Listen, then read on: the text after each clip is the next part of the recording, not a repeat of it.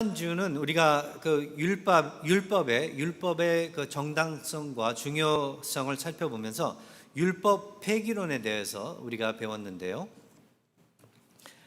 율법 폐기론은 다시 우리가 좀 같이 생각을 해본다면, 기억을 해본다면, 율법 폐기론은 그리스도인들이 하나님의 율법에 순종할 의미가 없다고 주장하는 이단이라고 그렇게 저자가 쉽게 그렇게 추려서 설명을 해 주었습니다. 율법 폐기론은 지난주에 우리가 살펴보았던 율법 폐기론은 그리스도인들이 하나님의 율법에 순종할 의무가 없다고 주장하는 그러한 이단이라고 우리가 보았는데요.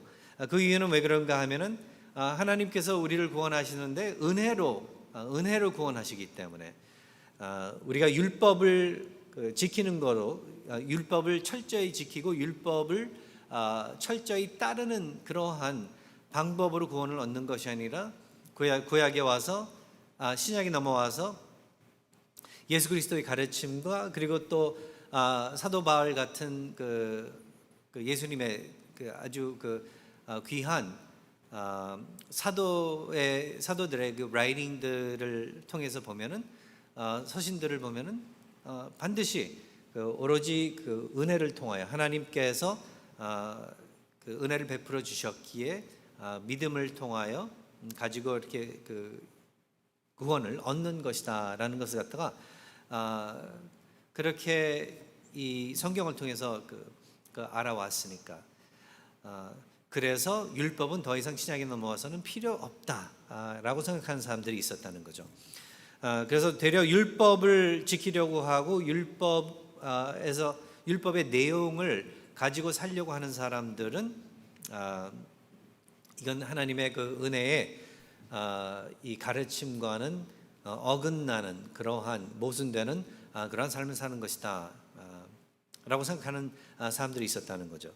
그래서 그 사람들은 그러한 이 은혜에 대한 또 잘못된 가르침을 아주 극으로 몰고 가다가 보니까 율법 폐기론, 이 율법은 필요 없다. 지난주에 우리가 잠깐 살펴보았죠. 영어로는 nomos, antinomians. 그래서 라는 말을 쓰면서 율법을 폐기하는 그러한 가르침을 믿는 따르는 사람들을 두고 그 단어를 쓴다고 우리가 살펴보았습니다. 그런데 그들의 이 교리는 그렇다면 율법에 관련된 교리, 은혜에 관련된 교리, 그들이 알고 있는 그 율법에 대한 개념은 이단적이라는 것을 갖다가 지난주에 확실하게 우리가 짚고 넘어갔고요. 오늘의 제목은 율법주의입니다. 그와 반대로 율법주의, 율법 폐기를 지지하는 사람들이 있었는가 하면은 그와 반대로 율법주의를 또 지지하면서 하나님과의 관계를 온전하게 그렇게 만들려고 하는 그러한 사람들이 있었던 것을 성경은 보여주고 있는데요.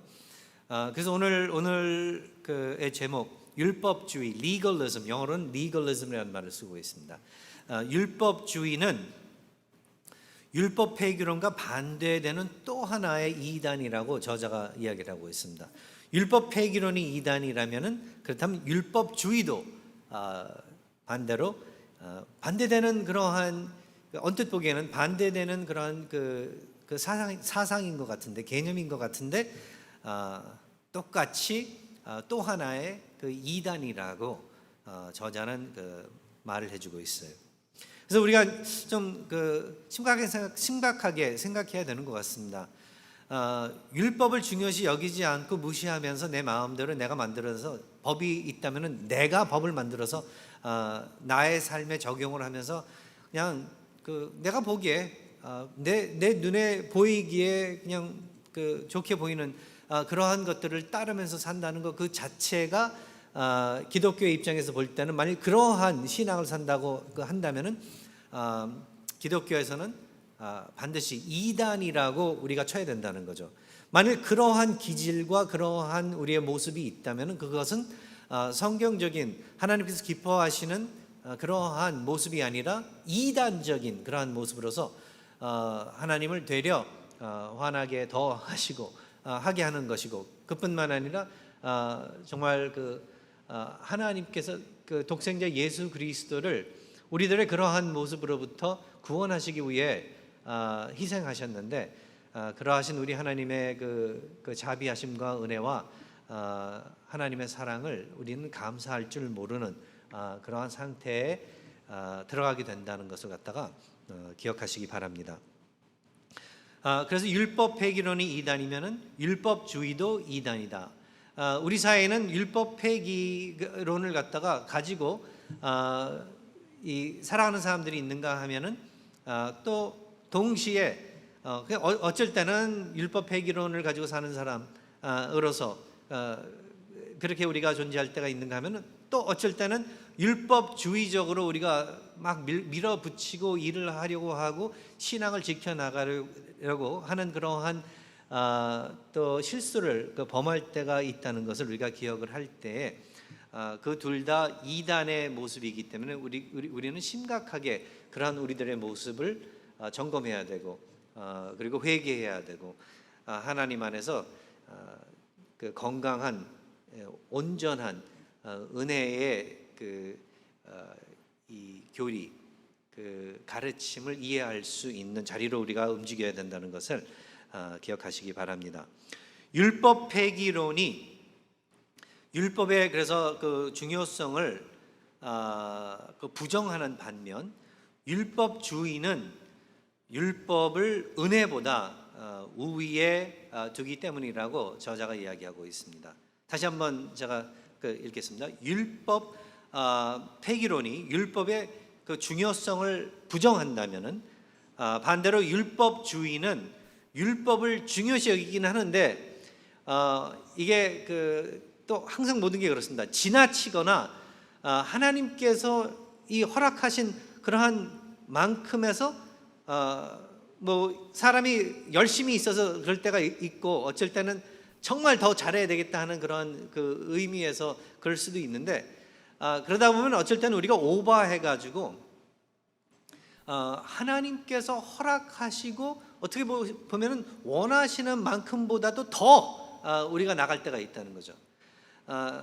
그래서 우리 하나님께서는 인간과 인간 사이에서도 그렇고 먼저 우리들을 하나님으로서 대해 주실 때 그냥 율법만 가지고 우리를 대해 주시지 아니하시고 우리가 보이게 안 보이게 하나님께서는 동시에 또 은혜로서 우리를 더해 주셨다는 거죠. 어떻게 보면은 은혜가 먼저예요. 뭐냐면은 하나님의 율법을, 그게 귀한 거거든요. 그 율법을 타락한 인간에게 주셨다는 것 자체가 은혜거든요. 이스라엘 민족, 그 민족이 하나님의 선택된 민족으로 된 것 그 자체도 은혜라는 거죠. 그렇게 선택해 주시고 그들에게 하나님의 율법을, 그 선하시고도 거룩하신 율법을 주셨을 때에는 은혜로, 하나님의 그 은혜의 행위로 주셨다는 거예요.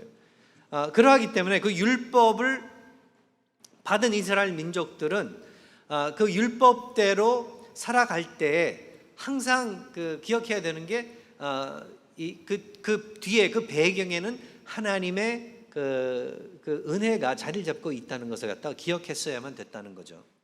근데 율법주의는 그걸 무시하는 거예요. 그냥 율법주의는 그 율법 그냥 그 자체를 어떻게 보면 하나님께서 베풀어 주신 은혜보다 더 위에 두면서 그것이 먼저라고 그렇게 생각하고 살아가는 그러한 살아가게 만드는 그러한 논의라는 것을 갖다가 우리가 기억을 해야 될 것입니다. 율법주의의 근본적인 그래서 오류가 무엇인가 했을 때에 이거는 이 구원론을 가지고도 그렇고 또 신앙생활도 우리의 그것을 가지고서 우리가 볼 때도 그렇고 율법주의의 근본적인 그 우리로 하여금 만일 우리가 율법주의적으로 그렇게 신앙생활을 하거나 아니면은 구원을 우리가 받아들인다면은 어떤 그 오류를 우리가 내게 되냐면은 바로 이런 거예요. 하나님의 왕국에 어떤 인간의 자신의 공로로 들어갈 수 있다고 믿고, 그뿐만 아니라 자신의 어떤 그 공로로서 그 왕국의 그 사람의, 아니면 내 자신의 어떤 위치를 유지할 수 있다고 그렇게 믿는 그러한 이 오류를 범하게 된다는 것입니다. 또 다시 쉽게 말한다면은 선행으로서 구원을 얻고, 선행으로서 구원을 유지하고, 선행으로서 구원을 어떻게 보면은 완성시키는 그러한 위주의 이 구원론을 믿는 그러한 이 잘못된 가르침이라는 것을 갖다가 우리는 기억을 해야 된다는 것입니다. 항상 우리들의 삶에 만일 이러한 이 생각이, 아니면 이러한 사상이 자리를 잡는다면은, 그래가지고 그것이 나의 어떤 신앙이라고 생각을 하게 만든다면은, 그것은 성경에서 우리 하나님께서 전달해 주신 진리와는 동떨어진 이단의 가르침이라는 것을 갖다가 우리는 기억을 해야 될 것입니다. 예수님 시대에 율법주의자들이 많았었고, 그리고 상징적인 율법주의자들이 있었는데, 그들은 그래서 예수님께로부터 특별히 더 꾸중을 들었고, 어떻게 보면은 다른 사람들한테는 정말 부드럽게 예수 그리스도께서 그렇게 잘 대해 주셨는데, 그들은 그만큼 그들의 이 사상과 그들의 이 가르침과, 그리고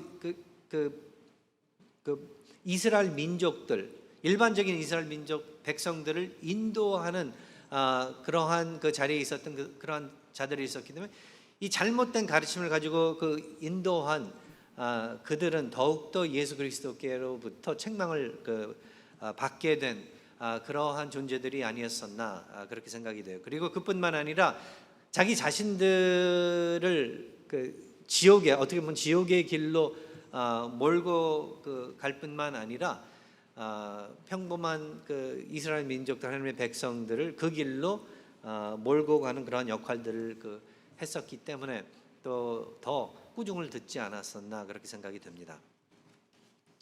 예수님 시대의 율법주의자들이 누구였었나 했을 때, 바리새인들, 서기관들, 유대인들의 영적 지도자들, 다 그런 건 아니었었습니다. 니코데마 같은 사람들도 있었으니까. 그러나 전체적으로 볼 때, 일반적으로 볼 때 거진 다 이 바리새인들은 이 잘못된 율법주의적인 사상을 가지고 그들의 신앙을 지켜 나갔었고, 그리고 그뿐만 아니라 이 백성들을 그와 똑같이 그렇게 하나님을 섬기게 그렇게 잘못 가리켰기 때문에 그들의 이 오류는 너무나도 큰 오류였었다는 것을 심각한 오류였었다는 것을 우리는 기억을 해야 될 것입니다. 바리새인들은 자신들이 그래서 아브라함의 자손이기 때문에, 그러니까 그들의 조상이 아브라함이기 때문에, 그리고 율법을 하나님께서 아브라함을 통해서, 그리고 또 모세를 통해서 이 율법을 주셨는데, 이 율법을 주신 율법을 철저히 자기들은 준수하고 있기 때문에 하나님의 자녀가 된다고 믿고 있었다는 거죠. 그러니까 가문 때문에, 그리고 자기들이 철저하게 율법을 지켜 나가고 있다고 그렇게 생각을 하고 있었기 때문에, 그 이유로 하나님의 자녀가 된다. 그러니까 하나님의 왕국에 들어가게 된다. 죽으면은 천국에 그렇게 가게 된다라고 믿고 있었다는 거죠. 근데 그렇게 믿고 있음에도 불구하고 제가 니코데모에 대해서 이렇게 생각을 해보면은, 그렇게 배워오고 그렇게 알고 있었음에도 불구하고 예수님을 찾아와서 이 영생에 대해서 물어보았을 때 그만큼 어떤 갈등이 있었다는 거죠. 영적인 갈등이 있었다는 거죠. 자기 딴에는 그 율법을 지키고 아브라함의 자손이기 때문에 확실하게 그들의 가르친 대로라면 확실한 하나님의 그 자녀이고 하나님의 그 왕국에 들어가게 되고 영생을 얻게 된다는 그런 확신이 있어야 되는데 확신이 없었다는 거예요. 확신이 없었다는 거예요. 그냥 가문 하나만 가지고서 이건 부족했다는 거죠. 율법을 지킨다는 것 그 하나만으로서는 부족했다는 거죠. 그러니까 저는 이렇게 봅니다. 니고데모가 예수님을 찾아왔을 때 왜 그런 갈등이 있었냐면은 우선 이 그냥 가문만 가지고 그 구원을 얻는다면은 그 주위에 있는 사람들, 이스라엘 민족들 백성 하나하나가 정말 선해야 되는데, 아니면 자기가 자기 자신을 살펴보았을 때 내가 선해야 되는데, 근데 이 아브라함의 그 혈통 안에서 피를 가지고 태어났다고 그래가지고 별로 그렇게 내가 솔직히 내 자신을 볼 때 거룩한 사람이 아닌데, 선한 사람이 아닌데, 율법 지킨다고는 하지만 겉으로는 다른 사람들이 볼 때 바리새인으로서 가르치는 자로서 정말 아주 건전하고 모범적이고 그리고 착한 사람 같이 그렇게 볼 수는 있겠지만 솔직히 내가 내 자신을 볼 때 내가 정말 하나님의 율법을 정말 지켜야 되는데 완전히 지키지 못하고 있는데, 이게 율법을 지킨다는 게 불가능한 것인데, 여러분 십계명을 갖다가 놓고서 내 자신을 갖다 대고 이걸 정말 철저하게 하루도 빠짐없이 지킬 수 있겠나 아니면 못하겠나, 이걸 솔직히 자기 자신에게 물어본다면요, 정답은 할 수 없다는 거예요. 할 수 없다는 것입니다. 내가 아무리 착하려고 노력을 할지라도, 그래서 다른 사람과 비교해서 어느 정도 정말 더 착한 사람이고 더 모범적인 사람이고 더 뛰어난 사람이 그렇게 될 수는 있겠지만, 그렇게 판정이 날 수는 있겠지만, 그러나 하나님께서 보시면서 원하시는 전적으로 건전하고 선하고 의로운 그 사람이 될 수는 없다는 거죠. 어쩌면은 그러한 이 한계가 있기 때문에 그것을 벌써 느끼고 니고데모는 정말 예수 그리스도를 찾아와서 참되게 정말 구원을 얻을 수 있는 방법이 무엇인지를 알려고 그렇게 나타나지 않았나 생각이 됩니다. 바리새인들이 아무리 그래서 그들의 이 선행을 가지고 율법을 지킨다는 것을 가지고 그들의 어떤 가문을 가지고 구원을 얻으려고 그리고 구원의 확신을 가지려고 그렇게 노력들을 했었지만 그러한 확신이 그러니까 진정된 확신이 없었을 뿐만더러 만약 어떤 확신이 있었다면 그거는 착각, 하나의 착각이었을 뿐이었었다는 것을 갖다가 우리로 하여금 생각을 하게 합니다. 그래서 그들이 아브라함의 자손이기 때문에, 그리고 율법을 철저히 준수하고 있기 때문에 하나님의 자녀가 된다고 그들은 가르치고 믿었다는 거죠. 근데 바로 이것은 그들의 믿음은, 그렇다면 그 믿음의 내용은 복음을 부정하는 그러한 입장의 내용이었었다는 것을 갖다가 우리는 분석을 해보면 알 수 있어요.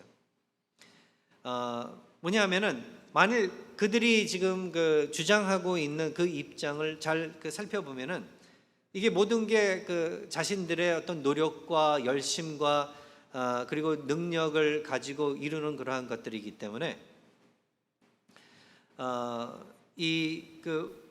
그뿐만 아니라 아브라함의 어떤 이 육신의 이러한 이 가문 안에 태어나야만 그러한 하나님의 자손이 하나님의 백성이 되는 그러한 입장이 있는 있는 그런 가르침이기 때문에 복음을 부정하는 그러한 내용이었었다는 것을 갖다가 우리가 알 수 있다는 거죠. 인간의 전적인 타락을 먼저 부인하는 거예요. 성경은 아무도 이 세상에는 의로운 사람이 없다.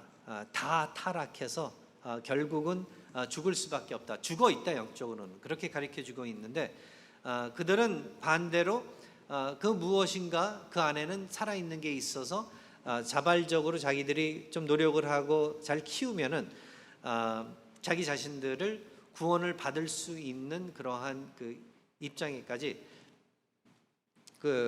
자기들을 발전시킬 수 있다고 믿었었다는 거죠. 전적으로 타락한 그 존재는 그럴 수가 없습니다. 죽은 그 시체가 송장이 자기 자신을 갖다가 살릴 수 없듯이 영적으로 죽어 있는 인류는 자기 자신을 홀로 살릴 수 없었다는 거죠. 이게 전적으로 타락한 인간의 어려움이에요. 살고는 싶은데 살 수가 없는 거예요. 살고는 싶은데 누가 살려줘야지 살지 자기가 자기 자신을 살릴 수는 없다는 거죠. 그리고 인간이 다 타락해 있기 때문에 다른 인간이 또 하나의 또 다른 인간을 살릴 수 없다는 거죠. 근데 바리새인들은 그렇지 않다고 믿고 있었던 거죠. 아브라함의 자손들이기 때문에. 그리고 하나님의 전적인 주권을 부인하고 있었던 거예요. 자기들이 자기 자신들을 갖다가 율법을 지키고 안 지키고냐를 갖다가 기준으로서 하나님의 그래서 자녀가 되고 안 되고 그것을 갖다가 결정을 하는 그러한 입장이 있었기 때문에 이건 자기들이 결정하는 거지 하나님이 결정하시는 것에 따르는 그러한 것이 아닌 그러한 그 입장이기 때문에 하나님의 전적인 주권을 부인하는 그러한 입장이었었다는 것을 갖다가 우리가 또 알 수 있습니다. 그 자체가 벌써 복음을 부인하는 입장이죠. 그리고 또 더 나아가서 오로지 하나님께서만 인간을 구원하실 수 있다는 것을 갖다가 그래서 부인하게 되는 거예요. 그들은. 그리고 인간의 의지와 고집과 능력이 하나님의 뜻하심 보다 더 뛰어나다고 간접적으로, 직접적으로는 그렇게 말을 안 할 거예요. 그런데 그들의 믿음과 행위는 결국 간접적으로 무엇을 믿는다고 외쳤냐면은 우리가 그만큼 우리의 의지는 그만큼 강하고 우리의 고집도 그만큼 강하며 우리의 능력이 그만큼 위대하다. 하나님보다, 하나님이 뜻하시는 것보다 더하다. 그렇게 믿고 있었다는 거죠. 그래서 어떻게 보면은 예수님 입장에서 이렇게 보실 때 이 수많은 바리새인들은 결국 저 상태로 그냥 지금 죽어버리면 다 지옥으로 밖에 갈 수 없는 그러한 입장들인데, 그리고 그들이 가르치는 그 가르침을 받는 그 수많은 사람들도 복음과 완전히 반대된 그러한 가르침을 받는 그러한 입장에 있기 때문에 결국 그걸 가지고서는, 그 내용을 가지고서는 지옥으로 갈 수밖에 없는데, 그래서 더욱더 우리 예수께서는 더 호되게 그들을 혼내시지 아니하셨나 그렇게 생각이 됩니다. 영생을 함부로 막 다루는 그러한 사람들이기 때문에. 그리고 더 나아가 마지막으로 이 영생이란, 거듭남이란, 하나님의 자녀됨이란 그저 그냥 아브라함의 핏줄 안에서만 태어난 사람들뿐만 아니라 보니까 전 세계 방방곡곡에 족속들 안에서 거하고 있다는 걸, 머물고 있다는 것을 갖다가 예수께서는 알려주시면서 그들을 찾아 나가라고. 그래서 그들을 제자 삼고 삼위일체의 이름으로 세례주고 그들을 정말 이 하나님의 말씀대로 살아나갈 수 있게 그렇게 말씀하신 것을 우리가 기억을 할 때 이 바리새인들의, 율법주의자들의 포지션은, 입장은 정말 이단적인 입장이었었다는 것을 갖다가 우리는 또 다시 한번 확인을 할 수 있는 것입니다.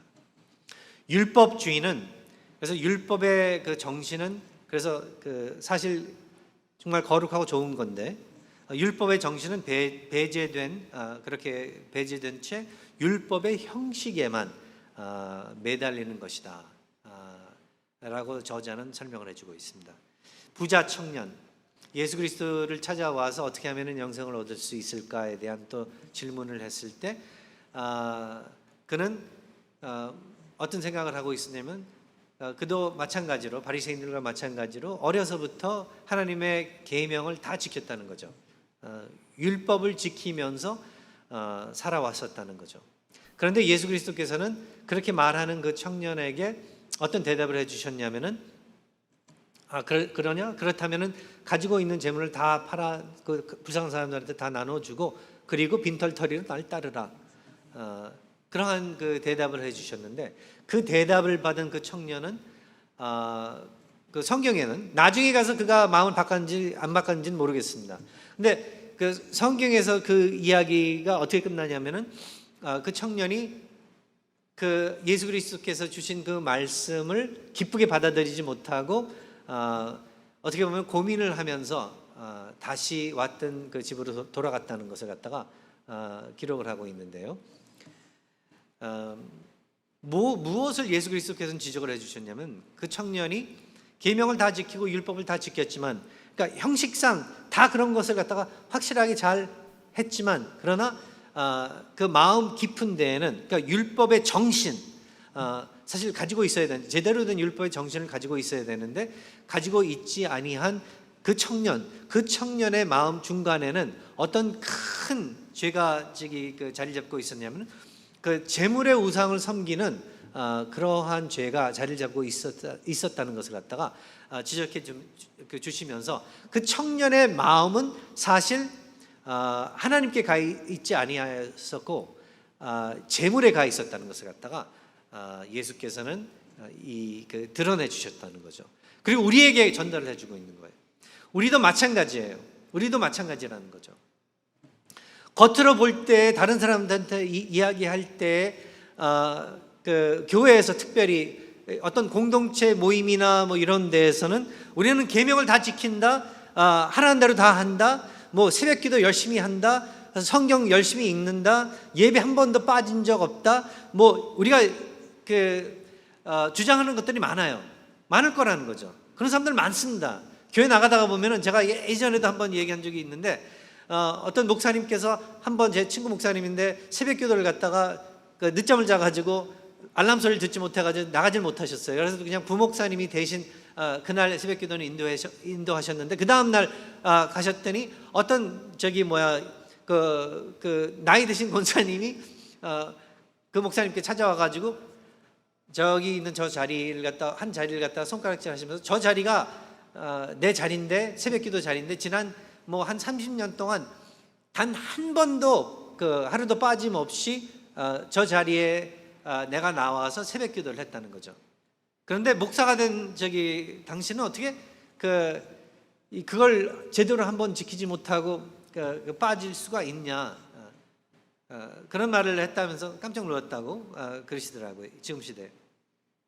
근데 그게 뭐냐면은 선한 것을 가지고서도 우리가 우상에 대해서 공부를 할 때 우리는 얼마든지 우리 마음속에 그 우상으로 만들 수 있다는 거죠. 그 권사님에게는 새벽기도 한 번도 빠지지 않고 한 게 그게 자기의 의로움이고 자랑이 돼버린 거예요.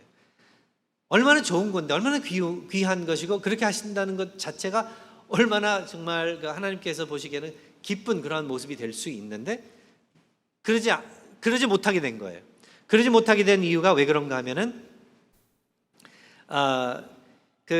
그렇게 하셨던 그분의 신앙 생활이 사실은 어떻게 보면 율법의 참된 거룩한 정신을 가지고 은혜의 마음을 품으면서 해 나가셔야만 이게 온전한 것이 됐었는데 그게 아니라 그냥 형식만 율법의 형식에만 매달리셨던 거예요.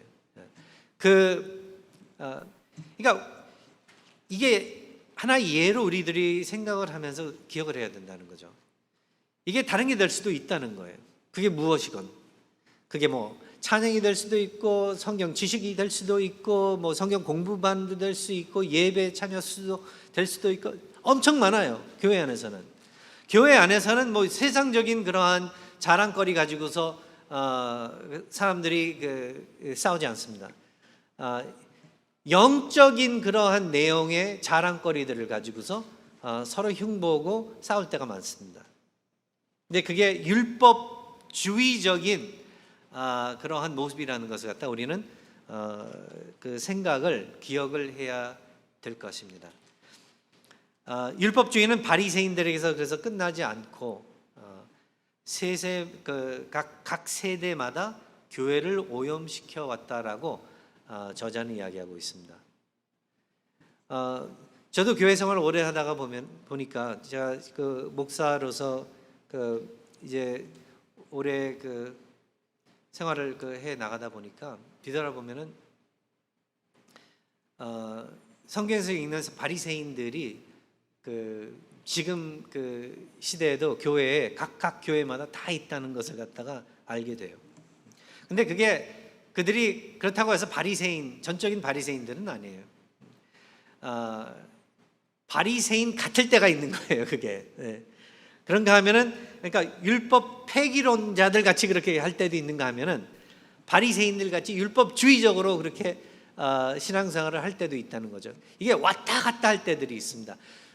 정말 온전하게 균형을 맞춰서 율법을 잘 이해하면서 살아가시는 모습을 볼 때도 있지만, 근데 드물어요. 드물 때가 많습니다. 근데 이게 R.C. 스프롤 이 교수님이 여기 이야기하시는 게 재밌더라고요. 율법주의는 바리새인들에게서 끝나지 않고 각 세대마다 교회를 오염시켜 왔다. 오염시켜 왔대요. 오염. 근데 지금도 마찬가지예요. 각 교회마다 바로 이 율법주의가 교회를 오염시켜요. 참된 친교를 오염시키고, 그러니까 성도들 사이의 관계를 오염시키고, 그리고 목사와 또 성도들 사이에, 그러니까 목자와 양의 사이를 오염시키고, 이거는 성도들뿐만 아니에요. 목사들도 율법주의적으로 나갈 때가 있어요. 그래가지고 사실 주님께서 귀한 이 피값 치러주시고 세워주신 교회를 갖다가 오염시키면서 모임을 갖다가 정말 지옥같이 그렇게 만들 때가 있다는 거죠. 그러지 않기를 바랍니다. 그러지 않기를 바라면서 늘 기도하고 늘 노력해 왔어요. 근데 이 율법주의 이게 정말 무서운 것 같아요. 조금만 신경 안 쓰면 이렇게 다시 드러나고 그러는 것 같습니다. 율법주의는 때로 율법 폐기론에 대한 지나친 반발에서 또 생길 수가 있다고 그래요.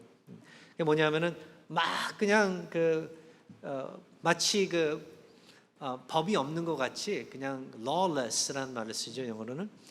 그렇게 막 행동하는 그런 모습들을 우리가 보기 때문에 하나님의 말씀대로 살아가지 않고 자기 멋대로 살아가는 것을 갖다가 우리가 목격을 하기 때문에, 교회 나간다고 그러면서도 뭐 여러모로서 전혀 성서적이지 않게 그렇게 살아가는 사람들이 있기 때문에 그것에 대한 지나친 반발에서 율법주의가 생길 때가 있다는 거죠.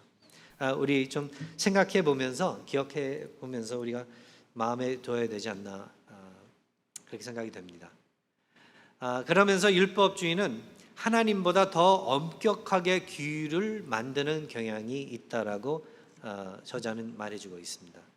그래서 사실 하나님이 말씀도 하지 않은 그러한 어떤 율법, 규법을 갖다가 만들어내는 거예요. 예를 들어서 유태인들은 그랬다고 그래요.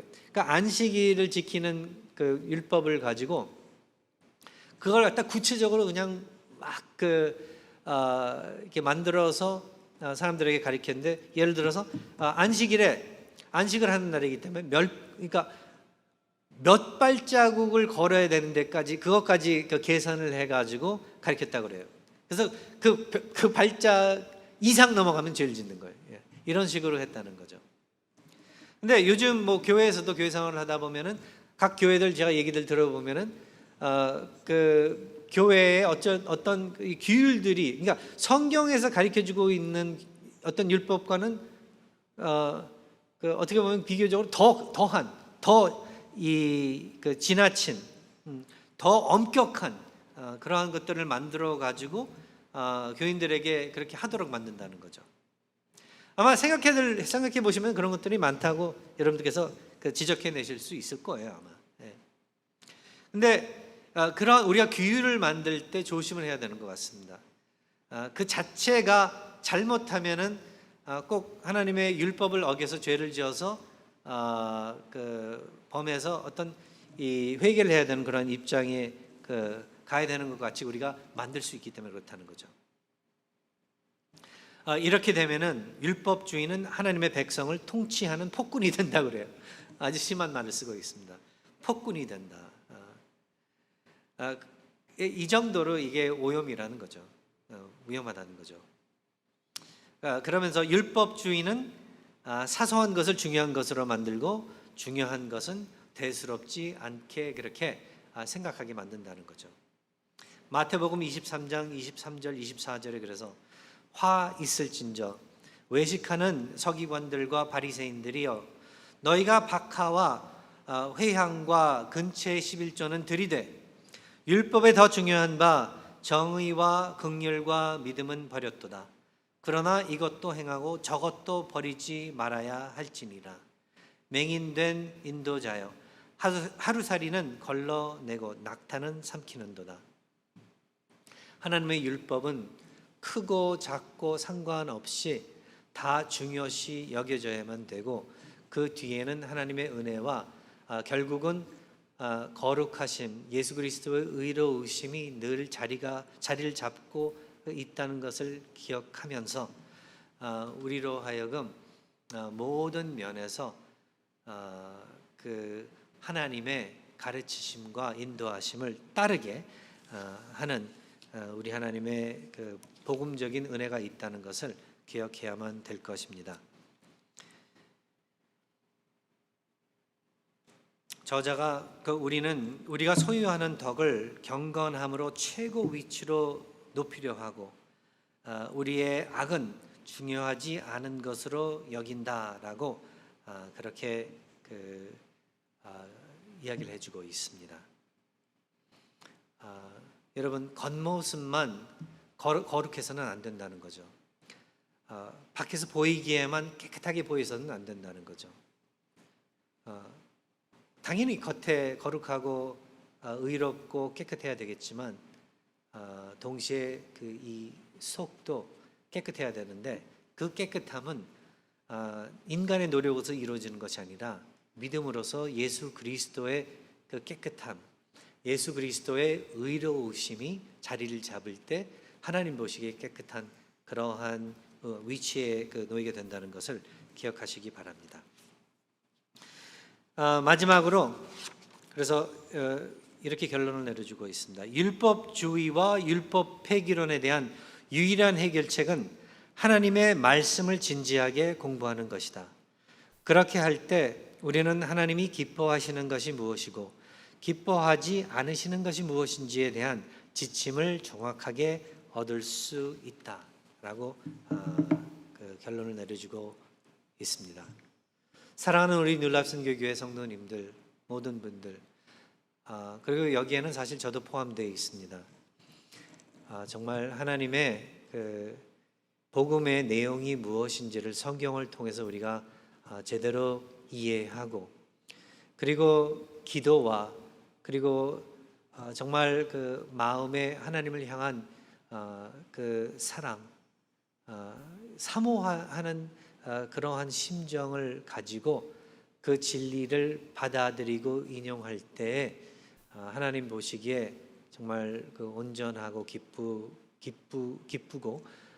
기쁘시고 정말 이 율법주의자도 아니고 율법 폐기론자도 아닌 율법을 귀하게 그렇게 여길 수 있는, 온전하게 다룰 수 있는 여러분들이 되실 수 있다는 것을 다시 한번 우리 주 예수 그리스도의 이름으로 또 여러분들께 여러분과 함께 확인한 바입니다. 기도하겠습니다.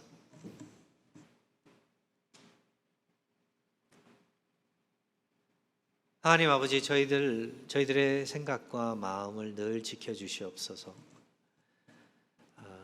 저희들이 정말 하나님 뜻하시는 대로 신앙의 길을 걸어간다는 것이 쉽지 않다는 것을 고백하면서 교회 생활을 하고 특별히 이 지도자 입장에 있는 우리 목사님들과 장로님들과 또 집사님들 그 누구보다도 먼저 지켜주시고 그 누구보다도 먼저 하나님 앞에 늘 회개하며 온전히 설 수 있도록 은혜를 베풀어 주시옵소서. 오늘 이렇게 모여 저희들이 말씀을 듣고 그리고 찬양을 부르며 예배드릴 수 있게 해주심을 감사드리면서 이 모든 것 예수 그리스도 이름으로 기도하옵나이다.